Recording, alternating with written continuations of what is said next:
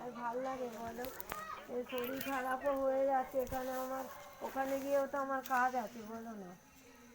ওটাও তো একটা টেনশানে আছি, এখানেও ভালো লাগছে না, দিনের বেলা খেতে খেতে মরছি, নিজের মনের মধ্যেই এত কষ্ট হচ্ছে, কাউকে বোঝাতে পারছি না।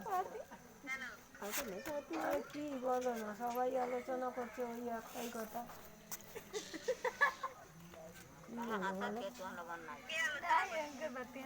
আরে এখানে সবাই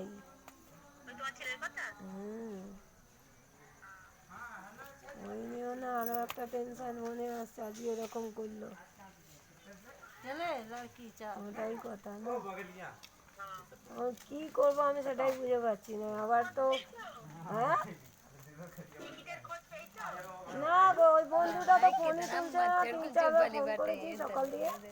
ও মানে একটা সাড়া দিয়েছিল, ওকে আধার কার্ড তারপরে ট্রেনের পাস পাঠালাম ফোন দিয়ে, তারপরে মাল 4-5 বার ফোন করলাম, আর কোনো কথা নেই। একদিন বললো যে টিকিট পাওয়া যাচ্ছে না, পাইনি, ও কোনো কম্পিউটারের দোকানের লোকের সঙ্গে কথা বলালো, তো বলছে পাওয়া যাচ্ছে না, ওই পর্যন্ত স্টপ। তারপরে ফোন করছি, ফোনটা না তুলছে না বলছে, কী জন্য ফোন করছি সেটা তো আমাকে বলবে বা শোনাবে তো, একটা মানুষ কী জন্য ফোন করছে সেটা একবার ফোন করে জানি।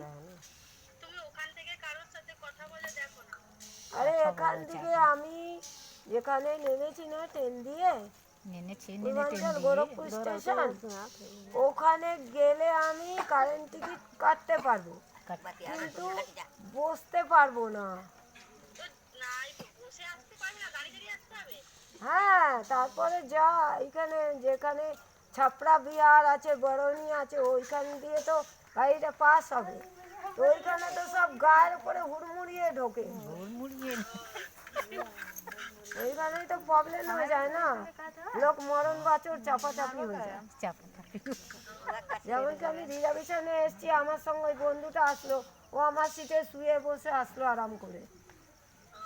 এবার আমি তো এখানে জানি না, না গ্যারেন্টি যে কতদিন আমার কাজটা হবে, সেই অনুযায়ী যখন আমি কাটছিলাম সাঁতরাগাছি দিকে, তখন আমি বলছিল তুমি রিটার্ন কাটবে, তখন যদি আমি রিটার্ন কেটে নিতাম